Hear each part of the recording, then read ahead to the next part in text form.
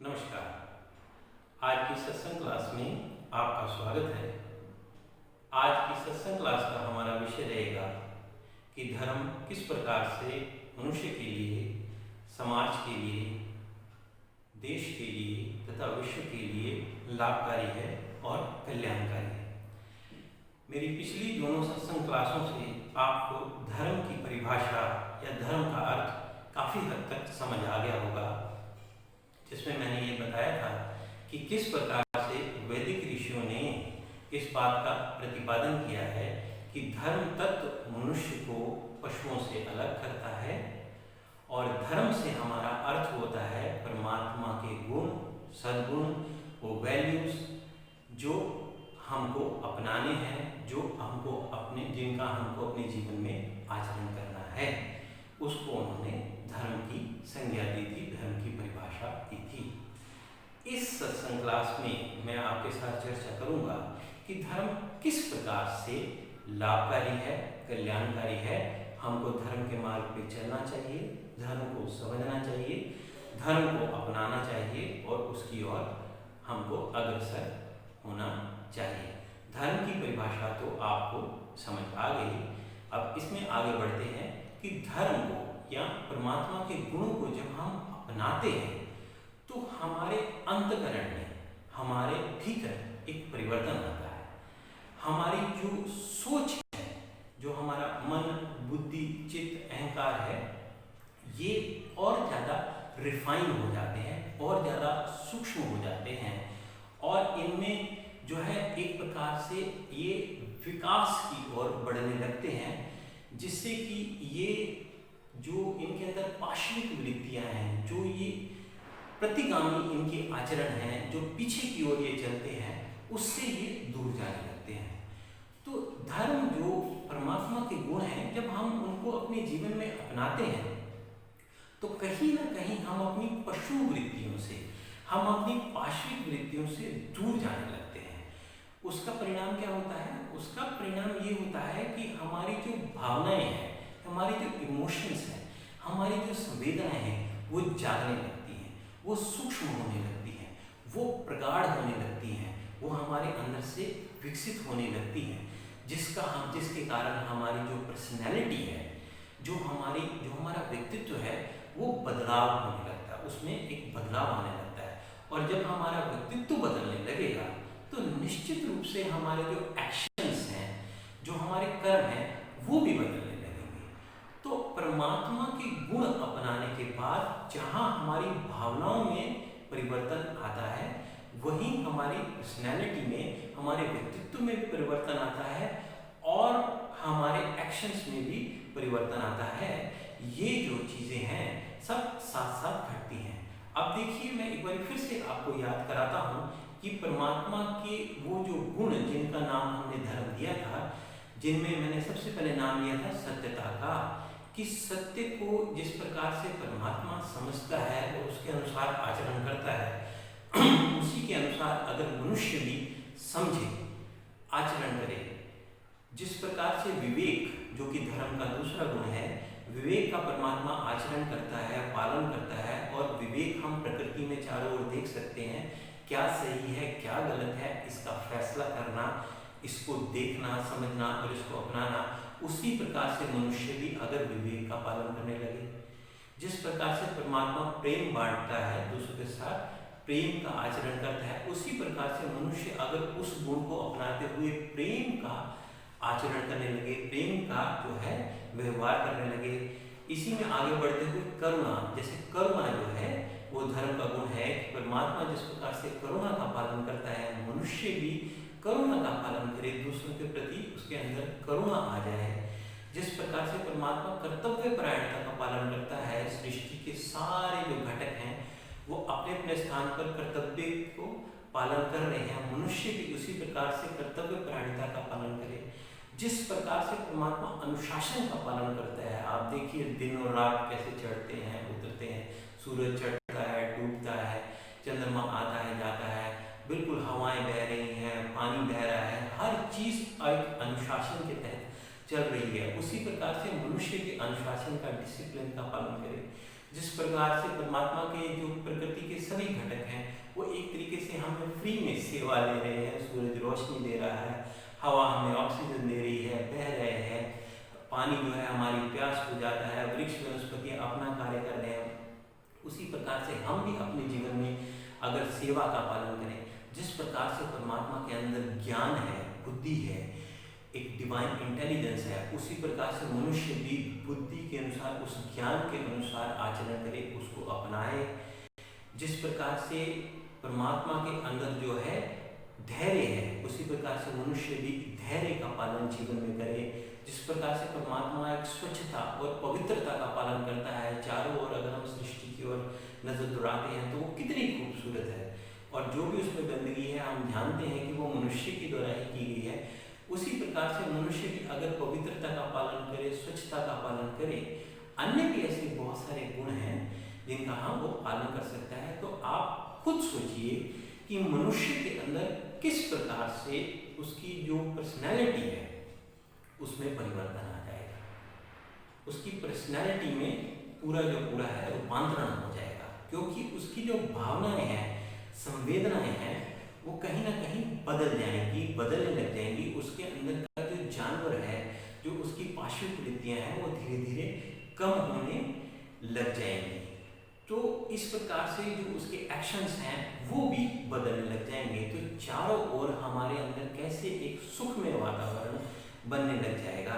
शायद इसी कारण से स्वामी विवेकानंद ने कहा था कि एक समाज में जितने भी ज़्यादा अंतर्मुखी व्यक्ति होते हैं वो समाज उतना ही विकसित होता है, और जिस समाज में बड़े ही हल्के स्तर के व्यक्ति होते हैं, बहुत ही जल्दी उच्च विकल हो जाने वाले, शोर शराबा करने वाले, आपस में मार काट करने वाले, या बहुत जल्दी लालच में आ जाने वाले, तो ऐसा जो समाज होता है वो समाज भी हल्का होता है और वो देश भी जो है हल्का होता है। तो धर्म का आचरण करने से, धर्म का पालन करने से वो वजन आता है हमारे व्यक्तित्व के अंदर, और अगर इसे एक एक करके सभी मनुष्य समझे और उसके अनुसार अगर वो आचरण करें तो निश्चित रूप से हमारा समाज, सारा देश और ऐसे ही चलते हुए सारा विश्व भी जो है वो समन्वित हो सकता है, विकसित हो सकता है। इसीलिए शायद विष्णु ने कहा है कि धर्मे रक्षति रक्षिताः, कि जो धर्म की रक्षा करते हैं धर्म उनकी रक्षा करता है। क्योंकि जो धर्म का आचरण करेंगे, धर्म का पालन करेंगे, तो एक ऐसा विकसित समाज और विकसित राष्ट्र पनप जाता है, बन जाता है कि उसकी अपने आप ही एक दूसरे के प्रति जो है वो सहायता होने लगती है, एक दूसरे का सहयोग होने लगता है, और कभी भी ऐसा समाज नीचे नहीं जा सकता, ऐसे लोग नीचे नहीं जा सकते, ऐसा देश नीचे नहीं जा सकता। पर करना क्या होगा, इसके लिए धर्म का आचरण करना होगा, धर्म को सही तरीके से समझना होगा और धर्म का सही तरीके से हमको पालन करना होगा। इसी संबंध में मैं आपको एक छोटी सी कथा भी बताता हूँ जो प्रभु श्री रामचंद्र से संबंधित है। जब वो गुरुकुल में अपने गुरु के पास ज्ञान अर्जन कर रहे थे तो एक दिन उनके मन में भय आ गया और उन्होंने अपने गुरु से इस संबंध में प्रश्न किया। उन्होंने गुरुवर कि हम तो क्षत्रिय हैं, तो हम सबकी रक्षा करेंगे, लेकिन हमारी रक्षा कौन करेगा? अगर विपत्ति काल आएगा तो मेरी रक्षा कौन करेगा? तो इसमें वाल्मीकि रामायण में इसका जवाब आता है कि उनके गुरु ने उनको क्या जवाब दिया। उन्होंने कहा यम पारेसि धर्मं त्वं प्रीत्याय निमेन च सा वे राघव शार्दूल धर्मस्त्वां विरक्षति। हे राघव, हे राम, जिस धर्म का तुम बड़े ही प्रीति से और नित्य प्रतिपालन करते हो, विपत्ति काल में वही धर्म तुम्हारे काम आएगा, विपत्ति काल में वही धर्म तुम्हारी रक्षा करेगा। भगवान श्री राम तो अवतारी सत्ता थे।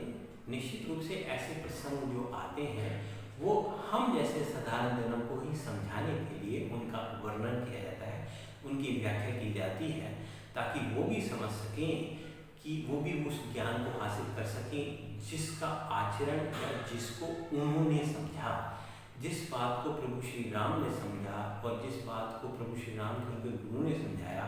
निश्चित रूप से ये बात जितनी तब प्रासंगिक थी या जितनी तब प्रैक्टिकल थी, उपयुक्त थी, आज भी ये उतनी ही ज़्यादा प्रासंगिक है, उपयुक्त है हमारे और आपके लिए। इस संबंध में मैं ऋषियों का भी एक मत आपको बताना चाहता हूँ कि ऋषियों ने कहा है कि धर्म तो नकद होता है, अर्थात कि धर्म के जो परिणाम होते हैं वो नकद होते हैं। आप धर्म का आचरण करते हैं, आपको उसके नकद उत्तर मिलते हैं, नकद परिणाम मिलते हैं। इस संबंध में उन्होंने उदाहरण दिया था, जैसे हमारे एक युग ऋषि हैं आचार्य श्री राम जी, उनका ये कथन है कि जो बंदूक 500 मीटर तक निशाना लगा सकती है, क्या वो 50 मीटर तक गलत निशाना लगाएगी? नहीं। जो फूल 50 मीटर तक अपनी खुशबू को फैला सकता है, तो क्या 10 मीटर पर उसकी खुशबू ज़्यादा होगी या कम होगी? तो निश्चित रूप से ज़्यादा होगी। अब आप यही बात सोचिए कि जिस धर्म का पालन करके हम अपना स्वर्ग सिधार रहे हैं, हम उसको सुधार रहे हैं, हम अपने परलोक को सुधार रहे हैं, जिस धर्म का, जिन गुणों का आचरण करके हम ये कहते हैं कि हमको स्वर्ग प्राप्त होगा, हमारा परलोक सुधर जाएगा, हमें अगला जीवन शुद्ध मिलेगा, तो क्या वो वर्तमान का जीवन आपका परिपक्व या शुद्ध या उसको प्रफुल्लित, समुन्नित या उसको विकसित नहीं करेगा? यानी कहने का भाव वही है कि जो बंदूक 500 मीटर तक सही निशाना लगा सकती है, तो क्या वो 50 मीटर तक सही निशाना नहीं लगाएगी? तो जो धर्म आपका परलोक सिधार सकता है, उसको परलोक को जो है आपको सुधार सकता है, आपके परलोक को सुधार सकता है, तो क्या वो वर्तमान जीवन आपका नहीं सुधार सकता? निश्चित रूप से सुधार सकता है। और अगर हमारा जो वर्तमान जीवन है वो कहीं नहीं सुधरा हुआ, तो इसका कारण निश्चित रूप से कहीं ना कहीं ये है कि हम धर्म की सही परिभाषा को नहीं समझते, हम धर्म के सही स्वरूप को नहीं समझते, और हम धर्म के सही आचरण को अभी नहीं पालन कर रहे। हम जो है धर्म को जब तक सही स्वरूप में नहीं समझेंगे, उसको नहीं सीखेंगे, नहीं स्वीकार करेंगे और उसका पालन नहीं करेंगे, तब तक हमको धर्म के जो सुखद परिणाम हैं वो अपने जीवन में मिल नहीं सकते, हमको वो प्राप्तियां नहीं हो सकती। ऋषियों का जो कथन है कि धर्म निश्चित रूप से नकद होता है, अर्थात ये तुरंत आपको परिणाम देता है। तो इस कथन में कहीं पर भी अतिशयोक्ति नहीं है या कहीं पर भी मिथ्याभाषी नहीं है, ये पूर्णतः सत्य बात है। समझ में या पालन करने में कहीं चूक हो रही है तो वो हमारे से ही हो रही है। तो मैं समझता हूँ कि धर्म किस प्रकार से मनुष्य को पशुओं के आचरण से अलग करता है, धर्म की सही परिभाषा क्या है, और धर्म किस प्रकार से मनुष्य के जीवन को, समाज को, देश को और सारे विश्व को विकसित, समन्वित और उसका विकास और उसको एक खुशनुमा या उसको एक खुशहाल बनाने की क्षमता रखता है। अब आप इस बात को समझ गए होंगे। अगली सत्संग क्लास में मैं आपसे इस बात से चर्चा करूंगा कि धर्म किस प्रकार से संप्रदाय के साथ जुड़ा हुआ है। तो आज की बात के लिए मैं यही कहता हूँ कि अगर आपको मेरी बात पसंद आई हो तो आप इसे अपना सकते हैं और इसको आगे फैला सकते हैं। अगर आपको ये चैनल पसंद आता है तो आप इसे सब्सक्राइब करिए और उनको भी बताइए। अब मैं अपनी वाणी को विराम देता हूँ। बहुत बहुत धन्यवाद।